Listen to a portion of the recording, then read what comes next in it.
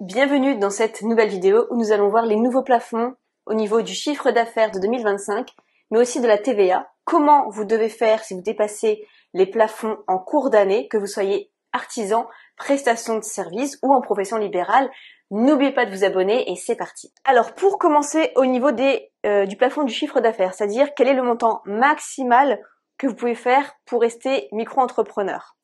Eh bien, en 2024, c'était 188 700 € par an en vente de marchandises et c'était 77 700 € pour la prestation de service.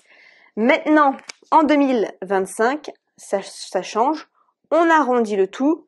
C'est 200 000 € ici en vente de marchandises et c'est 82 000 € en prestation de service. Pourquoi ils ont voulu faire ça? C'est par rapport à l'inflation, tout coûte de plus en plus cher. Donc on a voulu simplifier, arrondir et augmenter les plafonds. Désormais, pour les plafonds de TVA, donc vous pouvez rester micro-entreprise quand vous dépassez un certain plafond de chiffre d'affaires, mais vous devez juste facturer la TVA en plus sur vos factures. Donc en 2025, pareil, on arrondit, on passe à 100 000 et on passe à 40 000 €. Ok, donc ça c'est la théorie. Maintenant, comment on fait concrètement si on dépasse les plafonds? Je vais vous donner un exemple. Alors, imaginons, vous êtes commerçant en 2025 et vous dépassez le plafond de TVA en juillet 2025. Donc comment ça se passe concrètement? Qu'est-ce qu'il faut faire? Donc commerçant, on a vu que le plafond de TVA, il était de 100 000 €. Donc, en juillet, dès que vous dépassez, par exemple, vous êtes le 16 juillet, vous êtes, je sais pas, à 99 000 € et le 17 juillet, hop, vous passez à plus de 100 000 €. Eh bien, en fait, vous devrez facturer la TVA dès le premier jour du dépassement. Donc, bon, alors peut-être pas le premier jour, mais le lendemain en tout cas, le 18 juillet, hop, vous devez mettre en place la TVA en plus. Alors ça se fait en fait assez facilement avec des logiciels de comptabilité. Je vous mettrai le logiciel de comptabilité numéro 1 dans la description si vous le souhaitez. Et ça se fait avec ça en fait. Il faut juste augmenter de 20% vos prix ou alors déduire de 20% vos prix. Essayez de voir comment faire votre marge. Mais malheureusement, c'est dès le premier jour du mois de dépassement que vous devez le facturer désormais. Alors, comment il faut faire? Premièrement, il faut s'inscrire à la TVA. Donc pour ça, vous contactez le service des impôts des entreprises pour avoir votre numéro de TVA intracommunautaire, si ce n'est pas déjà encore fait. Ensuite, ça se passe au niveau de votre logiciel de comptabilité. Donc là, si vous n'en avez pas avant, c'est pas trop grave, mais si vous dépassez la TVA, il vaut mieux avoir un logiciel de comptabilité.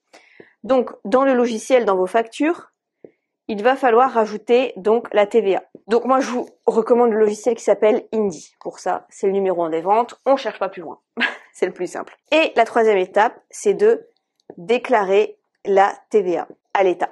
Donc pour la déclaration de TVA, c'est chaque mois ou chaque trimestre en fait, ça dépend ce que vous avez choisi. Et donc ensuite, eh bien, vous facturez la TVA donc de juillet jusqu'à décembre. Après, si l'année d'après, vous retombez sous le seuil de franchise des 100 000 €, vous pouvez redemander à être exonéré de la TVA, mais seulement si vous restez sous le seuil toléré de 115 000 €.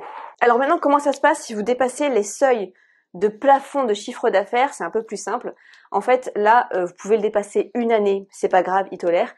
Mais si vous dépassez 2 années de suite, vous êtes automatiquement mis en entreprise. Donc là, en fait, vous n'êtes plus micro-entrepreneur, vous directement par l'État, vous êtes considéré comme une entreprise avec tout ce qu'il y a comme conséquence. Donc plus de 82 000 € pour les prestations de services et plus de 200 000 € pour la vente de marchandises. Donc si vous êtes proche des 200 000 € ou des 82 000 € en prestation de services, essayez d'anticiper, essayez d'augmenter un peu vos tarifs pour pouvoir après récolter la TVA, pour passer en société. Essayez d'avance de vous préparer à être en société, de savoir sous quelle forme vous allez passer en société.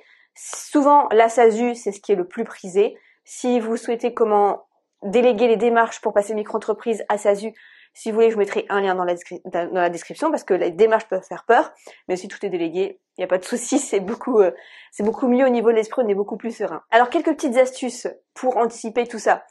Bien, dès le début, choisissez un outil quand même pour suivre votre trésorerie en tant que micro-entrepreneur. Donc moi je vous recommandais Indy, qui permet en fait de voir et de vous alerter si vous allez bientôt dépasser les seuils de TVA. Et ils peuvent faire même les déclarations pour vous de l'URSSAF, de TVA, enfin c'est vraiment très très bien fait. Ce que vous pouvez faire également, c'est inclure la TVA dès le départ.